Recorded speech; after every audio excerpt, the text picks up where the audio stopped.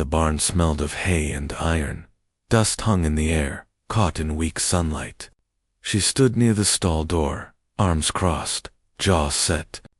He leaned against the wooden beam, silent, hat pulled low, boots half sunk in dirt.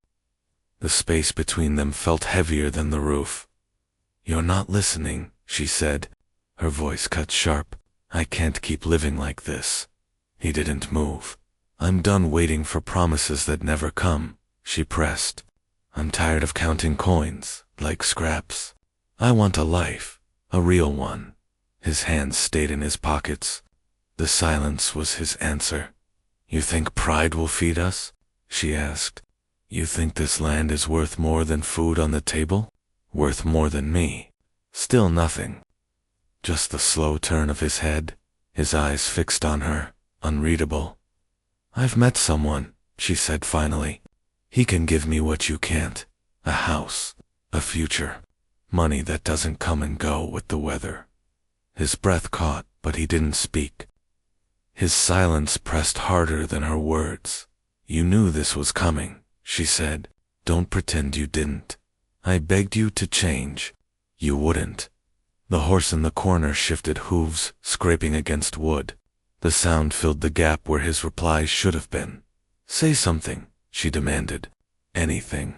His voice came low, rough. "You've already chosen." "I had to," she shot back. "You gave me no choice." He looked down at the dirt floor. His boots traced small lines, restless. When he lifted his head again, his eyes were tired. "And who is he?" "You don't need his name," she said. "Only that he's not you." Her words landed like a whip. He turned his face away, jaw clenched. The barn swallowed the silence. "I won't beg," she continued. "Not anymore.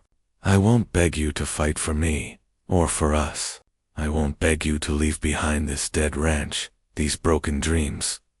His voice was flat. "Then go." The word cut her short. She blinked, as if expecting him to argue. "That's it? That's it? No fight? No asking me to stay?" "You already left," he said. His tone was calm, but his eyes burned. "Standing here don't change that." Her throat tightened, but she forced herself to stay strong. "You'll regret this." He shook his head. "No, I'll regret trusting you." She stepped closer, her boots kicking up dust. "I loved you. You loved what you wanted from me," he said. "Not me." She flinched. "You think you know me?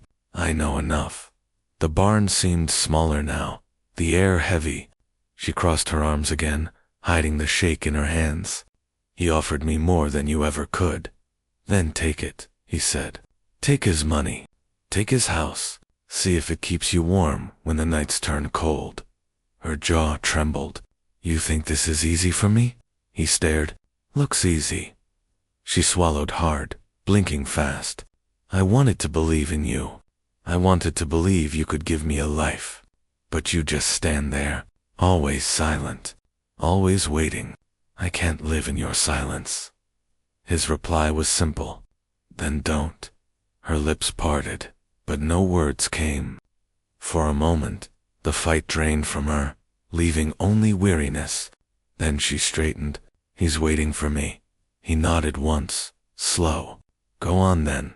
She hesitated, eyes searching his face for something, anger, pleading, maybe even hope. But he gave her nothing. His stillness was a wall she could not climb. "You'll see me again," she said. "Not if I can help it." Her breath caught. "Cruel." "No," he said. "Honest." For a long moment, they stood locked in silence. Then she turned, lifting her skirts from the dirt, walking toward the barn door. Her boots echoed against the planks, steady, certain dot at the threshold. She paused. The sunlight framed her in gold, her shadow stretching back into the dim barn. "Goodbye," she said, voice soft now, almost breaking. He didn't answer. She stepped out into the light. Outside, the rumble of carriage wheels waited, another man's world calling her away.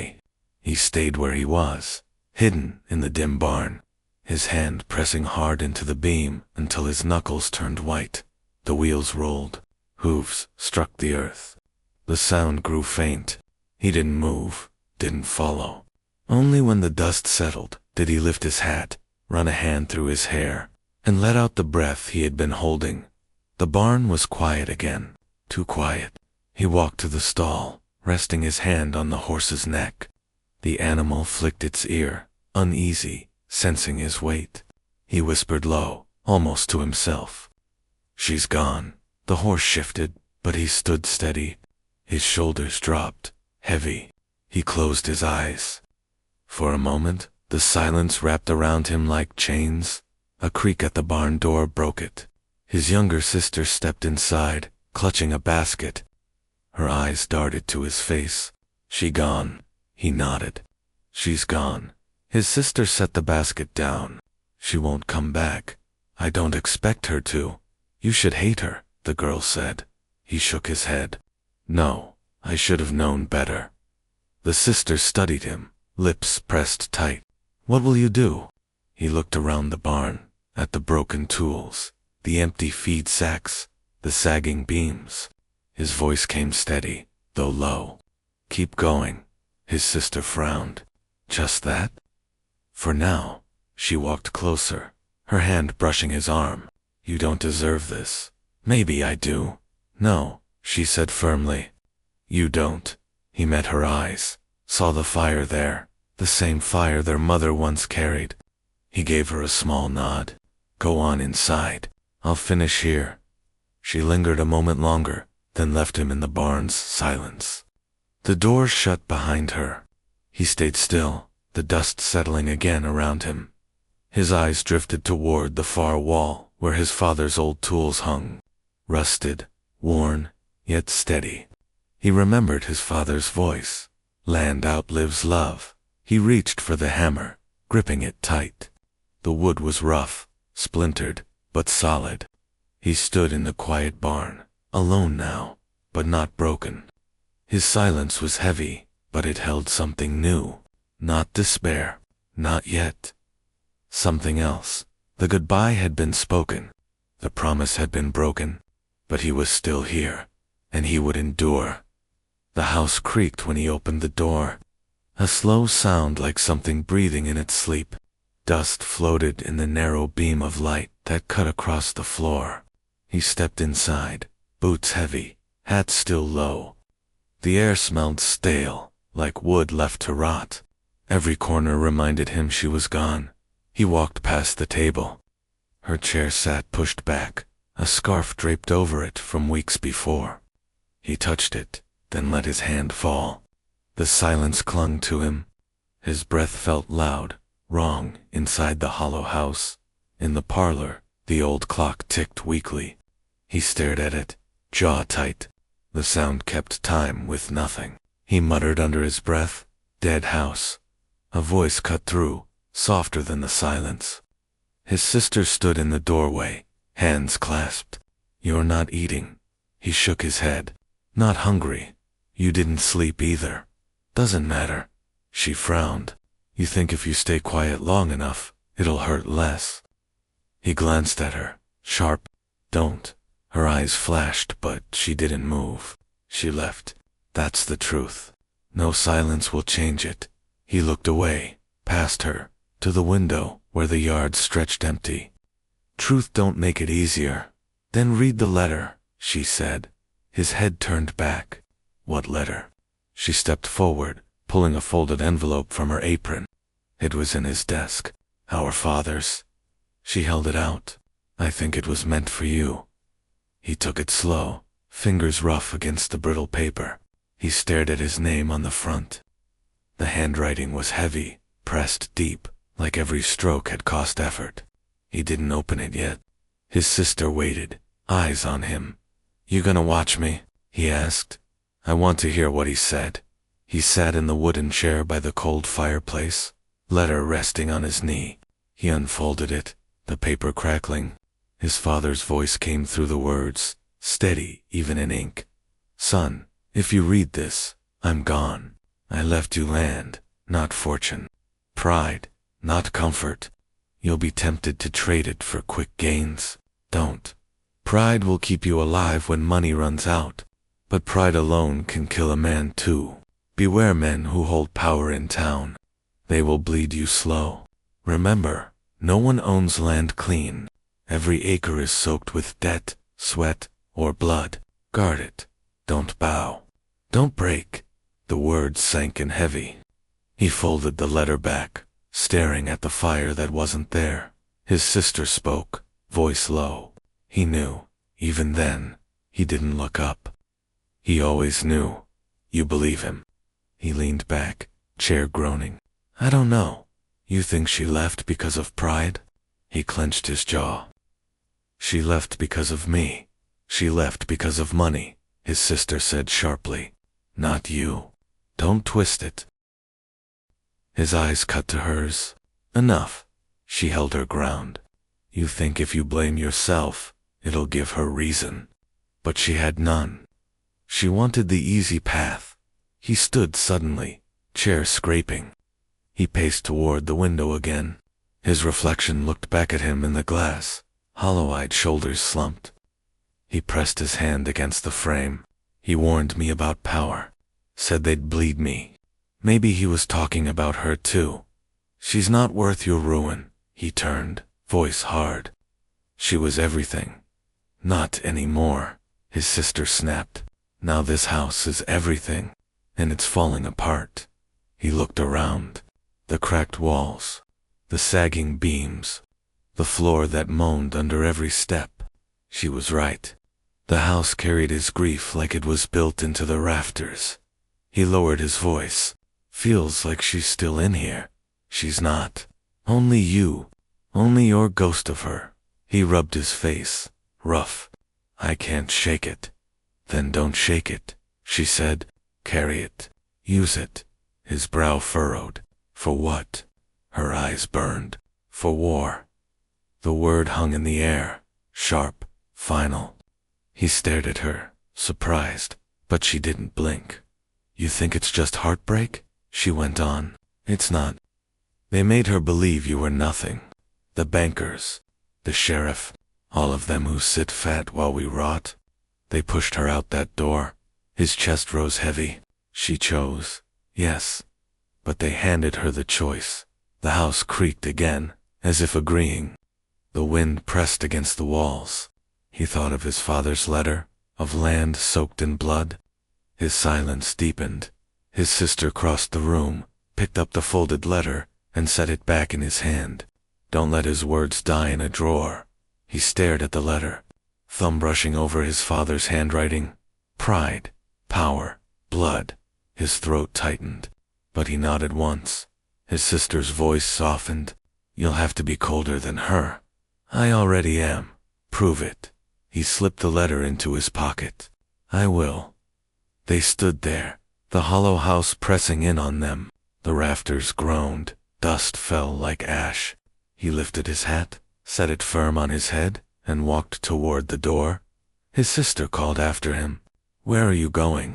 He paused, hand on the frame, to see what's left. And he stepped outside, leaving her in the still house. The door closed, but the creak lingered, echoing through the empty rooms, like grief that wouldn't leave. The house swallowed it whole. The knock came heavy on the door, 3 hard raps that shook the frame. He rose from the table, hat low, shoulders set. His sister glanced up from the stove, eyes wary. She whispered, Don't answer. He ignored her. He pulled the door open. The sheriff stood on the porch, broad, polished boots shining, badge catching the weak light. His hand rested casual on his belt. His eyes held no warmth. Morning, the sheriff said. The rancher didn't move. What do you want? Can I come in? No. The sheriff smirked. Suit yourself. He leaned against the post, chewing on the silence. I heard she's gone. The rancher's jaw clenched. That your business? It's everyone's business, the sheriff said. Town talks. Man gets left. It means something. Means weakness. Means debt. The rancher kept his face still. Say what you came to say. The sheriff's smile thinned. I came to remind you of what you owe. Land tax, feed loans, and the banknote? All late. I know what I owe. Good. Then you know what happens if you don't pay. Behind him, his sister stepped closer, voice sharp. He'll pay when he's ready. The sheriff's eyes slid to her. Little sister thinks she can speak for the man of the house.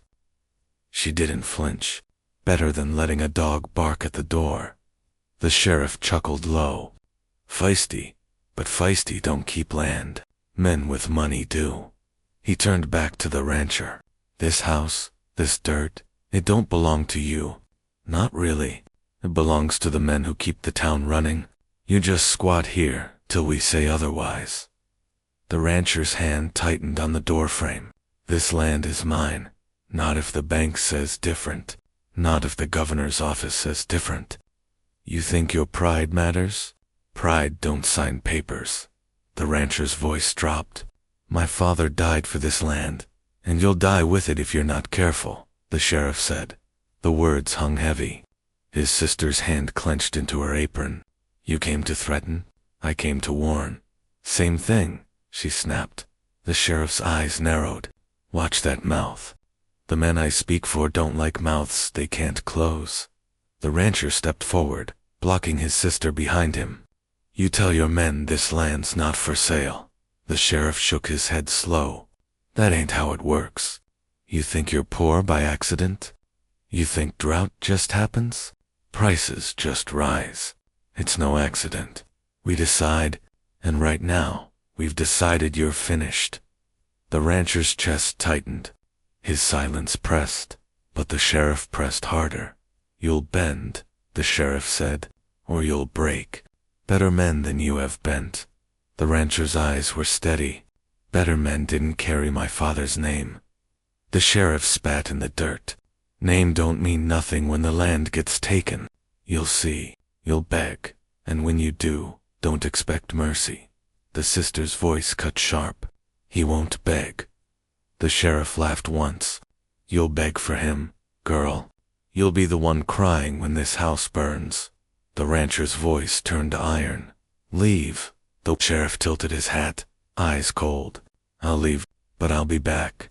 And next time, I won't knock. He stepped down from the porch, boots grinding gravel. He mounted his horse slow, deliberate, making sure every sound carried. Before he rode off, he looked back. Tell yourself it's pride keeping you alive, but it's pride that'll bury you. The rancher closed the door. His sister stood stiff, her hands trembling now. He'll come back, she whispered. I know. They'll take everything. Not if I fight. She turned on him, eyes blazing. Fight with what? Empty pockets. Empty hands? With what's mine, he said. Her voice cracked. Pride won't stop them. His hand pressed the folded letter in his pocket. Maybe it will. She shook her head. You sound like him. He looked at her. Good. She stepped closer, her voice low, urgent. They'll bleed us slow. The sheriff wasn't lying. They've done it before. To neighbors, to widows, to families with more than us, and they'll do it again. He didn't argue. He walked to the window. The sheriff's figure was fading down the road, dust curling up behind. He watched until nothing was left but silence. His sister joined him at the glass. You can't beat them alone. He didn't answer. His eyes stayed fixed on the empty road. Say something, she pressed. He finally spoke. I won't bend. Then you'll break.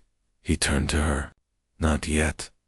The house groaned around them, rafters carrying the weight of the threat. She set her hand on his arm. If you fight them, don't fight like father did. Fight smarter. He nodded once. I will. But his eyes burned, and she knew his pride was louder than his caution. The day dimmed. The house grew colder. He sat at the table again. Letters spread in front of him. Words from his father burning deeper now.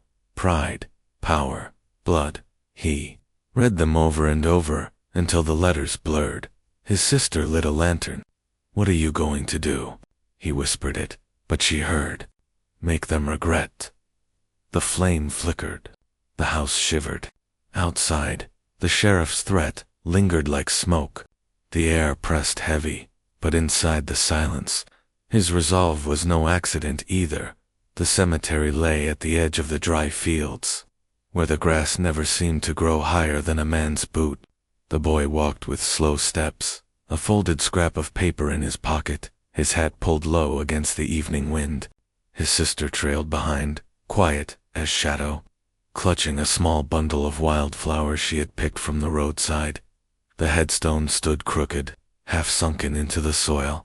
His mother's name was almost rubbed smooth, but he traced it with his thumb anyway, pressing into the faint letters until his hand hurt. He whispered, "I'm here now." His sister set the flowers down. "She can't hear you."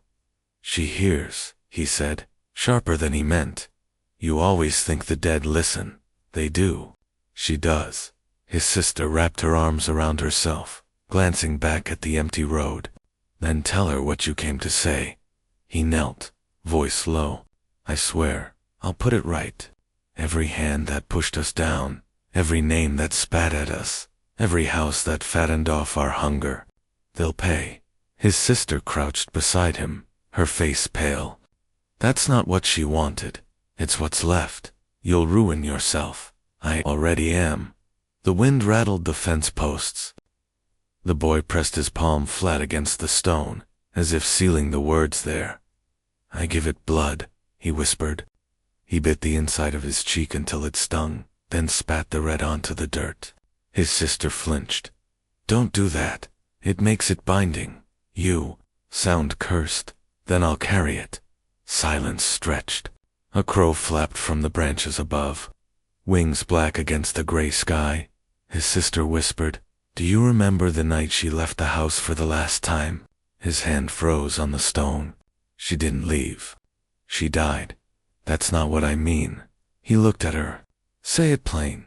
"She walked out after father hit her." "You were asleep." "I wasn't." He shook his head. He never heeded. More than once. "She went to the well that night. Came back soaked. She said the water would wash it off." He gritted his teeth. "Why didn't you tell me?" "You wouldn't have believed me." "I still don't." "You don't want to." Father kept her trapped. The town kept her quiet. When she finally tried to speak, they called her sick. Said she drank too much, prayed too little. You know it? He closed his eyes, hearing the echoes of church whispers, the way neighbors turned away at the market. "She carried more than we knew," his sister said. "Secrets nobody wanted spoken." He whispered, "What secrets?" Her eyes darted to the road again. "On her last day, she told me names, men who came to her when father was gone. She said they wanted silence, and she gave it because she had no choice. That's why she feared the sheriff."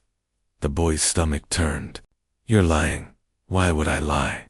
"Because you hate this land. I hate what it did to her." He stood, pacing by the fence. The ground felt unsteady. His mother's grave seemed to lean closer, listening. "If that's true," he said, "then all the more reason. Every last one who touched her life wrong. I'll take them down." His sister's voice broke. "You'll end up in the dirt beside her." He stared at the grave, jaw set. "Then I'll lie easy." She reached for his sleeve. "Promise me something else instead. Promise you'll live." He pulled away. "I can't."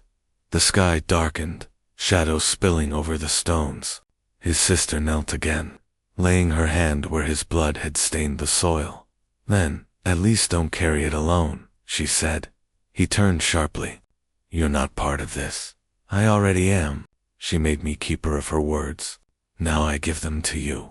That ties us both." He stared at her, breath shallow. "If they find out you told me, they won't.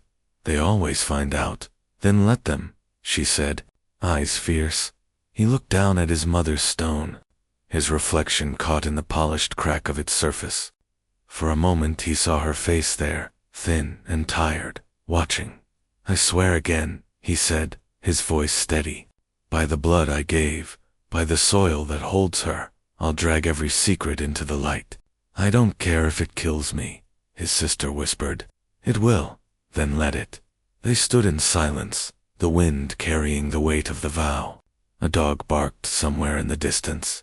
The road stayed empty. Finally, she asked, "Where will you start?" He pulled the folded scrap from his pocket, the letter from their father, edges worn from his grip. He held it tight. "Father left words," he said. "Warnings. Pride, power, debts unpaid. I thought it was just rambling. Now I think he knew." "Knew what?" "That the ground under us was rotten," she whispered. "Rotten with men." He nodded. "And I'll burn it out."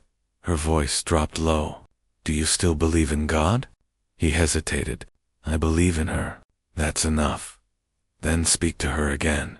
He leaned down, touching the stone one last time. "Mother, I'll finish what you couldn't. I'll turn their silence into screams. I'll carry your shame until it belongs to them." The words hung heavy. Final dot. His sister rose, brushing the dirt from her dress. "Then we walk home with the dead behind us." He straightened, slipping the letter back into his pocket. "No. From now on, the dead walk with me." They left the flowers trembling in the wind. The stain of blood darkened the soil, the grave standing crooked against the sky. The town's main street was near empty when he walked in, dust shifting under his boots, sun sliding low. The bank sat at the corner, its brick front sharper than the wooden shops beside it, a building built to remind men of who owned what. He stopped at the steps. The door gleamed, heavy iron fixtures set against polished wood. He could hear laughter inside, a round table of voices rising and falling, men safe in the knowledge that walls kept them untouchable. He stood still, hat brim shadowing his eyes, breath shallow, jaw tight. The sound of coins clattering on would cut through the air, followed by one man's chuckle that carried louder than the rest. A boy sweeping the porch across the street paused. "You going in?" The man didn't move. "You owe them, don't you?" the boy asked. He finally spoke. "Everyone owes them." The boy smirked. "Not me. You will." The boy looked down, brushing dust off the steps. "What are you waiting for then?" He turned his eyes back to the door. "For them to feel me here." Inside, the voices grew sharper. One man called out, "He ain't got a dime left." "Fool's ranch is dust." Another barked laughter. A third said, "Best thing she did was leave him. Can't tie yourself to a sinking mule." The man outside clenched his fist. The boy's sweeping slowed, listening. "Guess they're talking about you," the boy said. He said nothing. The door opened quick. A clerk stepping out with a ledger under his arm. He froze when he saw the man standing there. "You here for payment?" the clerk asked, forcing a polite tone. The man shook his head. "You're behind," the clerk pressed. "I know. They'll take the land soon. They already did." The clerk shifted nervously, adjusting the ledger against his chest. "You should speak with them inside." The man's voice was steady. "They already speak enough." From inside, a louder laugh broke, followed by a voice. "Leave him. He's too proud to beg." The man's jaw tightened, but he still didn't move. The clerk hesitated, then stepped past him, quick to be gone. The boy leaned on his broom. "Why don't you just walk in?" The man looked down at him. "Because silence is louder." The boy frowned, confused. Inside, one of the men said, "He'll sell what's left for pennies. Then he'll crawl." They always crawl. The man outside spoke low, but the boy heard. "Not me." The boy asked, "What'll you do then?" He stared at the door. "Wait." The bank's laughter grew again, overlapping, mocking, careless. The boy kept sweeping though. The dust had long been cleared. He wanted to stay near. After a stretch, the door opened again. A banker in a fine vest stepped out, cigar in his mouth, smug grin on his lips. He saw the man standing there and stopped. "Well," the banker said, blowing smoke, "look what the wind carried." The man said nothing. You've got a fine talent for being late. Late with your payments. Late with your woman. She knew better than to wait on you. The man's eyes rose, meeting his calm but cutting. The banker smirked. That's it. No words. I expected a little begging. Still nothing. The banker stepped closer. You think standing here makes you strong? You're nothing but an empty ranch and an empty name. The man finally spoke. You afraid to say that in the street? The banker barked a laugh. Everybody already knows it. Say it out here then? The banker's smile faltered, just for a second. Go home, boy, before you shame yourself worse. The man's silence stretched. His eyes never broke away. The banker shifted his cigar to the other hand, discomfort creeping in. You don't scare me, the banker said, but his tone was thinner now. The man leaned in slightly. Good, then keep laughing. The banker scoffed, but he didn't laugh again. He turned, stepping back inside with a slam of the door, muttering something under his breath. The boy's eyes were wide.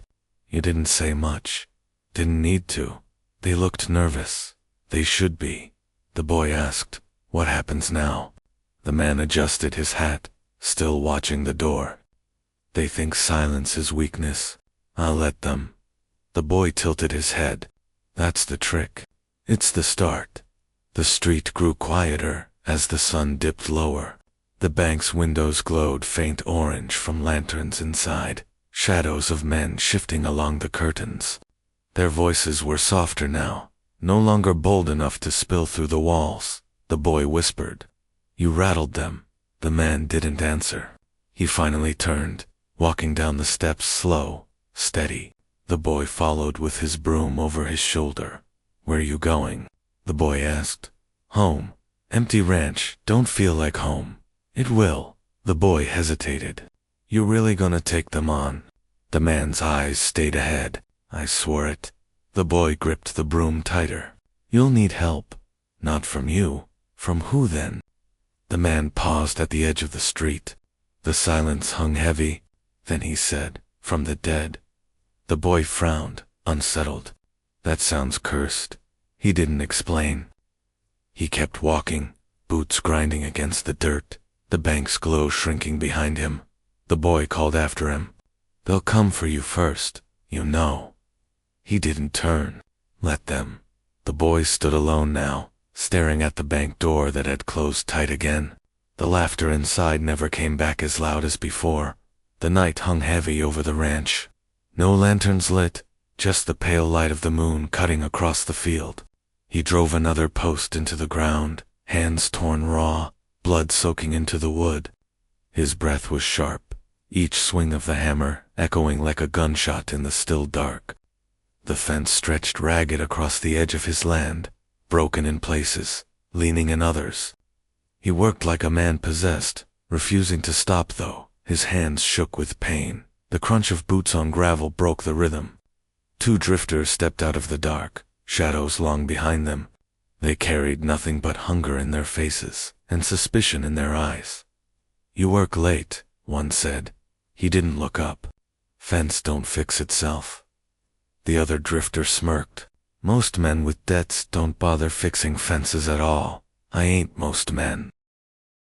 The first drifter leaned against a post. We heard you needed hands. I need men who don't ask questions. The second chuckled. That's us. He slammed the hammer down again, the post sinking deeper. Good. Then grab a shovel. The two glanced at each other. No pay up front. You'll eat. You'll sleep in the barn. If that ain't enough, keep walking. Silence hung a moment. Then the first shrugged and picked up a shovel. Guess dirt's dirt, the second muttered. Man works bloody. Maybe he's serious. He kept swinging, ignoring them. The wood splintered under his grip, palms burning. Blood streaked across the handle. The first drifter spoke again. You're tearing yourself apart. That's the point. You're trying to prove something. He paused only to breathe. To myself. The man studied him, brow furrowed. What kind of man bleeds on purpose? He met his eyes for the first time. One who ain't afraid of it. The second drifter muttered. Reckon you're half mad. Maybe, he said, and drove the hammer down again. The three worked in silence for a while. Posts were set, dirt packed, wire pulled tight under the moon. The land grew smaller with each repaired line, but the weight around them grew heavier. The first drifter finally broke it. Why fix what they'll take anyway? They won't take it. They already did. Papers say so. Papers don't hold land. Work does. The second spat into the dirt. Work don't stop bankers. Neither does begging. The words cut sharp. The drifters said nothing for a while when they reached the far corner of the fence. The man's hands shook so bad he dropped the hammer. The drifters watched him pick it up, knuckles swollen, skin split. You're killing yourself, the first said. He tightened his grip. Then I'll die standing. The second crossed his arms. What's the plan, cowboy? Fix a fence, scare a banker. The plan's mine. The first narrowed his eyes. You can't fight them alone. He leaned closer. I'm not alone. The drifters looked around, uneasy. Who else is here? The ground, he said. The house. The ones buried out back. They don't sleep. The second shifted, muttering man really is touched. The first, though, studied him longer. Or maybe he's the only one wide awake. The hammer dropped again, post by post. The line grew straight. Sweat mixed with blood, soaking his shirt, his breath breaking but never slowing. Hours passed. The drifters grew weary, shovels dragging, but he didn't stop. He pushed them harder, his silence cutting sharper than commands. Finally, the first drifter spoke again. You ever think about leaving? No. Why not? This is mine. The drifter's tone turned bitter. Nothing's yours, if they can steal it. He looked at him flat. They didn't build it. They didn't bleed for it. They just wrote it down. That ain't owning. The drifter's mouth twisted, but he said nothing more. The night deepened. Coyotes howled in the distance. The second drifter set his shovel down, groaning. Enough. My hands are done. The man grabbed the shovel, threw it back at his chest. Then leave. The drifter sneered. You think you're better than us? No, he said. I think I'm the only one willing to hurt for it. The second spat again and stalked off toward the barn. The first stayed, staring at him. You ain't normal, the first said. He gritted his teeth and struck another post. Normal don't win. The first drifter leaned on the wire. You sound like a man planning something worse than fences. His voice was low. Maybe I am. The drifter smirked. If you're planning to bleed them like you bleed these posts. Maybe I'll stay a while. The man said nothing, just drove the hammer down again. By dawn, the line was near finished. His hands were shredded, every finger raw, palms split to the bone. He wrapped them in rags torn from his shirt, blood soaking through fast. The first drifter stood beside him, exhausted but awake, staring at the field. Never seen a man break himself just to stand taller. He answered quietly, Then you ain't seen a man yet. The drifter's eyes narrowed. You're not fixing a fence. You're building a wall between you and them. He glanced at him, lips tight. Good. The drifter chuckled darkly. Then count me in. I ain't got much, but I'll swing till they notice. The man gave no thanks, only kept moving. His silence was enough. The sun broke over the horizon, orange light cutting across the torn earth. The fence stood taller now, straighter, each post a marker of stubborn defiance. The ranch looked alive again, even if only barely. The second drifter staggered out of the barn, eyes heavy. You still at it? The man didn't look up. The first said, He'll work till his hands fall off. The second shook his head. Then he won't last. The man finally spoke, voice low. I'll last longer than they think. The words carried across the field like a promise. The land once called worthless shook with the noise of hammers. Dust rose from the ground like smoke. Boards were lifted, beams carried, walls staked out by men in sweat-stained shirts. The mansion was not yet a mansion, only skeleton bones reaching toward the sky. But the frame itself was enough to draw stares from the town. He stood on the ridge, silent, watching the lines of wood climb higher. The land was dry, but the men worked fast, paid faster. Each strike of the hammer echoed across the valley. A neighbor leaned against the fence, arms folded. "You building a barn or a palace?" He didn't answer. Another spat in the dirt. Man couldn't pay his debts last spring. Now he's hiring 10 hands at once. The first man shrugged. Somebody's backing him. Question is who? The second snorted. Who'd throw coin after him? Lost his woman, lost his cattle. Ain't nothing left but pride. Their voices carried, sharp against the clatter of wood. He heard it all. He kept his hands behind his back, kept his eyes on the rising frame. Silence was heavier than reply. By noon, more had gathered. Women with baskets slowed on the road. A pair of boys stopped their horses just to gawk. The town was small enough that any noise meant news, and news was what they wanted. A man called out from the shade, "Looks too wide for a ranch house. Too tall, too rich?" Another asked, "You expecting a family that size, or just ghosts to fill it?" The workers laughed under their breath but kept building. He walked down into the dust, boots heavy. One drifter wiped sweat from his face. "Boss, you want the rafters higher or leave 'em low?" "Higher," he said. The drifter nodded and turned back. Another worker spoke, words getting out fast. "You want folks asking questions?" "They'll ask," he said. "Let them." The man grinned. "Your money's good. That's all I care about." By evening, the frame stood tall enough to cast a long shadow across the dirt. From the road, it looked impossible, a skeleton of wealth rising out of ruin. The sheriff's horse clopped slow down the path. He reined in at the fence, squinting up at the work. "Big place," the sheriff said. He gave no answer. "Folks talk," the sheriff added. "They always did. You planning to move back in town with that?" "No, it stays here." The sheriff leaned forward in the saddle. "Don't much like mysteries. They stir folks wrong, then don't stir," he said. The sheriff's jaw tightened. He tugged the reins and rode off. Workers climbed down, stretching their arms. One younger man walked close. "I heard they used to laugh at this land. Said it was cursed. Nothing grows. Wells run dry. You believe that?" "No." "Then why build here?" "Because they said not to."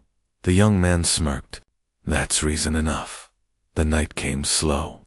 Lanterns hung along the posts. The crew ate from tins, voices low. One asked, "What's it gonna be? Mansion? Fort? Courthouse?" "Home," he said.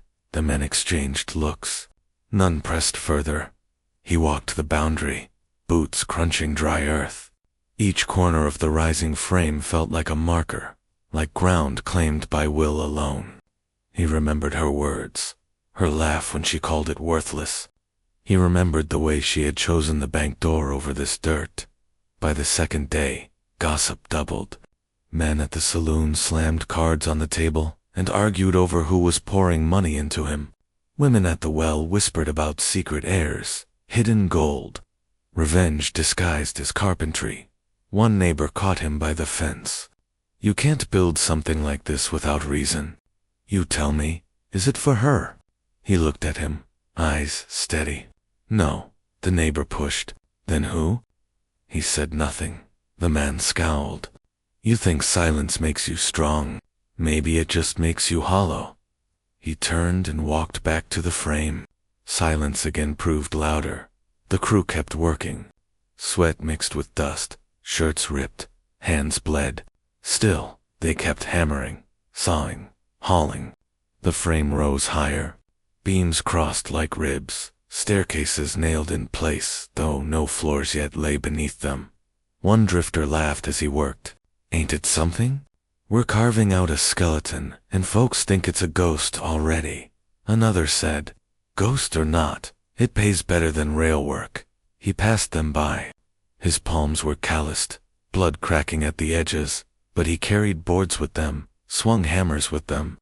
He bled into the house as much as they did. By sunset the valley carried the echo of work. The town could not look away. A boy on horseback rode past and shouted, "You're wasting your coin, mister. That house'll sink." He lifted his head, then let it. The boy laughed and galloped off. The workers grinned at the answer. His quiet words carried weight. At dusk, when lanterns burned low, one man asked, "What do you see in it?" "Right now it's nothing but wood." "What do you see?" "I see it standing when they're gone," he said. The man nodded slowly. "That's enough." The crew fell silent. The night was still, except for the groan of timber. He walked back to the ridge, watching the half-formed mansion loom against the dark sky. Its bones were sharp, defiant. It was not finished, but it already spoke. The whispers would keep coming. He would not answer. Silence was the wall no one could climb, and so the mansion rose, beam by beam, under the weight of every question left hanging in the air. The dining hall smelled of roast meat and smoke. The governor's brother had sent the invitation himself, written in stiff letters, folded neat. He came anyway, dressed in the only coat that still held its seams. The long table stretched under chandeliers lit by oil flame, their light sharp against polished wood. Servants moved in silence, setting plates heavy with food no ranch hand had ever seen. The governor's brother sat at the head. He was younger than expected, hair combed, rings glittering across his fingers. His eyes never left him. "You came," the brother said. "I was asked. You could have refused. I don't refuse often." Knives, scraped plates, silver clinked. "You're making noise out there," the brother said. "Building. Call it what you like. It rattles men with more to lose than you, than they should hold." Tighter. A small smile flickered at the corner of the brother's mouth. "You talk as if you've already won." "I haven't said a word of winning." "No, but you don't have to. The house itself speaks." Silence pressed between them. Servants poured wine. He left his untouched. The brother leaned closer. "Do you know why you were invited?" "You wanted a look?" "A closer one." Rumors spread fast. "They say you buy men by the dozen, that you bleed money like a well that never runs dry. I'm here to see if the rumor is a lie." He cut into the meat, slow. "What do you see?" The brother's eyes narrowed. "A man who knows too much silence. And silence is dangerous." He kept eating. The brother waited. The governor's portrait hung above them, eyes watching both sides of the table. "You should have stayed small," the brother said. "You could have scraped by. A shack, a herd, maybe peace. But you didn't. I built. You built a challenge. I built what they said I couldn't." The brother's jaw tightened. "That's the problem. Men of means don't like to be proven wrong." He set the fork down. "Then they can stay wrong." The brother gave a short laugh. "You're not frightened?" "No, not even of old money. Old power? The kind that buries men without leaving a mark." "No." The brother studied him. "You should be." Servants cleared plates. The room felt colder, though the fire still burned. "You know what men call you?" the brother asked. "I've heard names. They call you Ghost Bill. They say your walls rise faster than death takes the weak then. They've been watching close. They fear you." "Good." The brother leaned back. "You think fear will keep you alive? It already has." For a moment, neither spoke. The only sound was the drip of wine filling glasses, the crack of firewood splitting dot. Finally, the brother said, "What do you want?" "Nothing from you. You'll need allies. I'll need time. That house won't stand alone forever. It will draw knives, bullets, and debts you can't repay. I'll stand it myself. You think pride is enough. I know it is." The brother's hand tapped the table. "You remind me of my father. He fought the governor for scraps of land, died broke, left nothing but anger. I'm not your father. No, you're worse. You carry a quiet kind of anger. The kind that spreads. He met his stare. Maybe that's the truth. The brother gave a slow nod. Truth slips easier with wine. I don't drink. Then let me drink for both. The brother lifted his glass, swallowed deep, and set it down hard. Men like you upset balance. Balance is everything. Balance never built anything. It built peace. It built silence. Same thing men mocked me with. The brother's lips curved. And now you turn silence back on them.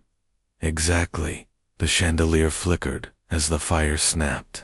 A servant froze, then moved again. You should know, the brother said softly. The governor won't let this rise unchecked. I'm not asking him to. Then, you're daring him. If he sees it that way, he will. They sat across from one another, each anchored by their own stillness. The brother broke first. Do you hate her? He looked down at the plate. No, you should. She laughed at you. Walked out for better. She chose her road. And you chose to build a road bigger than hers. That's all. The brother studied him long. Old money doesn't fear hunger. It fears shame. You're not starving them, you're shaming them. He said nothing. The brother smirked. I almost respect it. Almost. You won't live long enough for more. He rose from the chair. The servants stiffened. The brother stayed seated, eyes sharp. You're leaving? I came from meat. I got it, and no warning. None worth saying. The brother laughed low. Then, keep your silence. But remember, old money is patient. Patient enough to wait for cracks. He turned, walking past portraits and chandeliers, boots echoing off the floor. The doors opened wide, the night spilling in. He stepped into the dark. Behind him, the governor's brother called out, voice echoing, when it falls, don't say you weren't told. He didn't answer. Silence walked with him down the steps. The mansion would rise. Old money would wait. But for now, his silence was louder than their threats. The dust rose before the wagon even turned onto the main street. Folks on porches leaned forward, hushed. She sat tall on the bench seat, though her hands shook around the reins. The fine clothes no longer fit. The shine had faded. Her hair clung limp in the wind. The wagon rattled, carrying trunks that looked too heavy for one woman. The rancher stood outside the supply store. He didn't move when he saw her. His shirt was patched, sleeves rolled up, hands scarred with fresh cuts from wire and wood. The street stretched quiet between them, like everyone waited for the first word. She stopped the wagon. You're back, he said. Her eyes locked on his. I had no choice. There's always a choice. You think so? I know so. Her jaw tightened. He's gone. I figured. Men like him don't disappear quiet. He left me nothing. Sounds right. She slid down, boots hitting dirt. The trunks wobbled in the wagon behind her. She stood close now, near enough he could see the lines that hadn't been there before. You're thinner, he said. You're harder, she answered. Silence held for a breath too. Long. You thought I'd laugh, he said. Maybe. I'm not laughing. I know. A child whispered from a doorway. A shopkeeper closed shutters. The street stayed still. She drew a slow breath. I should have stayed. You didn't. I thought I wanted more. You wanted easier. Her eyes dropped. Yes, and what did you find? Cages, chains, dressed like comfort. He studied her face. She didn't look away. You came back with shame, he said. I came back alive. That counts. She stepped closer. Do you hate me? No. You should. Maybe once. And now? Now I just see you. Her throat worked. She blinked fast. You've changed. So have you. She glanced at his hands. You bled for it. Every night. You built that house they talk about. Yes, it's real. Stone, wood, sweat, nothing borrowed. Her voice thinned. I heard it rises higher than the town hall. It does. You did it without me. I had to, she swallowed. I thought you'd be nothing. I was nothing. Then I started digging. Her eyes flicked to the street, catching the watchers. They're all listening. Let them. She stepped closer still, close enough to touch him, but she didn't. Can I see it? The house. Yes. You'll see it when you've earned it. Her lips trembled. And how do I do that? You already know. The silence cracked again. Horses stamped at the hitching post. Wind carried dust across their boots. You still wear her ring? She asked, voice sharp. My mother's, he said. I remember. It never left me. Her breath caught. I wanted it once. You lost it the day you left. She looked away, jaw tight, eyes wet. Do you ever think of that night? Every day. And the words I said. They kept me alive. Alive. They burned enough to push me. Her shoulders slumped. I didn't mean them. You meant every one. She shut her eyes. Maybe then was enough. Her hand hovered at her chest. I came back to beg. Don't. I have nowhere. You have the trunks. Clothes mean nothing. They meant everything once. Not anymore. He stepped forward now, his shadow folding over hers. You don't need to beg, but you don't get to pretend. I know. You left me for wealth. You return with dust. That's the truth. Her lips quivered. Do you want me gone? I didn't say that. Then what do you want? I want you to stand in the dirt you made. Her chin lifted, defiant, through the tears. I will. Good. Their words ended there, cut sharp. He turned, walking back toward the store. She stood alone beside the wagon, the trunks swaying in the dry wind. Neighbors whispered from behind curtains, their voices low, carrying the shame she could not hide. As he reached the doorway, she called after him, Will you ever forgive me? He didn't turn. Maybe when the house is finished. Her voice broke. And if I help? He paused, hand on the frame. Then we'll see. The silence swallowed the rest. The door slammed open before the knock could land. Boots hit the polished floor with authority. Dust rose, even though the halls had been swept twice that morning. He didn't wait for greetings. The sheriff stormed in, badge catching sunlight, eyes burning. I told you to stay out, the rancher said, stepping from the shadows. I told you this town answers to me.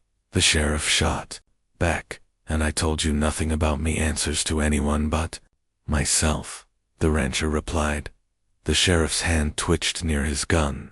You think a mansion makes you untouchable? It makes me real, the rancher said, voice low, calm. Unlike some men who hide behind badges. You've built enough to scare people. I'm not scared. You should be. She appeared at the staircase, silent, hands clenched. Stop it, she said, both of you. The sheriff's gaze shifted. Step aside, woman. I'm not stepping anywhere. You'll get hurt, the rancher said. Maybe I want to see who bleeds first, she said. The sheriff's eyes flicked to her, then back to the rancher. I'm here for justice, he barked. Your debts, your defiance, your pride, they belong to the town. Not anymore, the rancher said. The sheriff's hand went to his holster. Don't make me, I've waited, the rancher interrupted. I've bled enough to last a lifetime. You think this house shields you? It doesn't. I do. Footsteps echoed as the sheriff advanced. Every step was deliberate, a threat. She stayed at the landing, watching the confrontation unfold. You can't do this, he said, voice sharper. Watch me, the rancher replied. A second passed, then another. Tension coiled tighter than a rattlesnake. You'll regret this, the sheriff growled. Maybe, or maybe you will, the rancher said. You leave me no choice, the sheriff muttered. I left you plenty of chances, the rancher said. They circled each other, the space between them charged with unspoken history. Every shadow in the hall seemed alive, moving closer, waiting. I don't fear you, the rancher said. You should, the sheriff snapped. Metal sang as guns cleared. 2 quick movements, One step, one glance. The first shot cracked through the hall, echo bouncing off empty walls. Dust rained from the chandeliers. She gasped, covering her mouth. "Drop it," he shouted. "I'm not dropping anything," the rancher said, fire in his eyes. A second shot rang. Wood splintered. The floor beneath them shook. "Enough," she yelled. "Stay back," the rancher barked. The sheriff staggered, blood spilling from a shoulder. His grip loosened. He cursed, eyes wide. "You should have stayed away," the rancher said. "You'll pay for this," the sheriff spat. But the words carried less weight now. "Maybe, or maybe you already have," the rancher replied. She stepped forward. "Stop it. Stop, both of you." The sheriff stumbled, trying to lift his gun. It slipped from his hand onto the tile. The sound was deafening, echoing down empty halls. Blood pooled where he fell, staining the floor she had once dreamed of crossing in silk shoes. "You're done," the rancher said, standing over him. Don't kill me," the sheriff whispered. "I'm not here to kill," the rancher said. "I'm here to survive." She ran down the stairs, hands trembling, to the rancher's side. "He's still alive," she said. "I know," he said, "and he'll think twice next time." "Next time?" she asked, voice shaking. "There won't be a next time," he said. "Not if he's smart." The sheriff coughed, spitting blood onto the floor.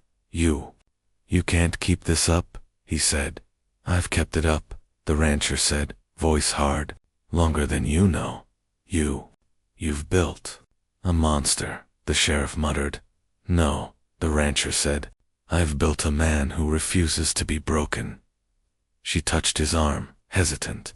"It's over," she whispered. "Not yet," he said, "but it will be." The sheriff groaned, moving slightly, but the rancher didn't relax. He kept his eyes sharp, measuring every movement. The mansion seemed to hold its breath. Even the wind outside stopped in reverence or fear. "You made it this far," the sheriff said, voice weak. "But old friends, old debts, they'll come for you." "I'm ready," the rancher said. "Every one of them." Her hands shook as she looked down at the blood-stained tiles. I thought this was just another house," she said. "It's never just a house," he said. "It's proof that nothing left behind stays buried." A long silence stretched between them, broken only by the sheriff's ragged breathing. Dust settled again. Blood darkened the polished tiles, a permanent reminder of what had come before. What could have happened, and what had changed? "Get up," the rancher said finally, "and leave, or stay down forever." The sheriff's eyes widened. He coughed once, then another, before slowly dragging himself to the doorway.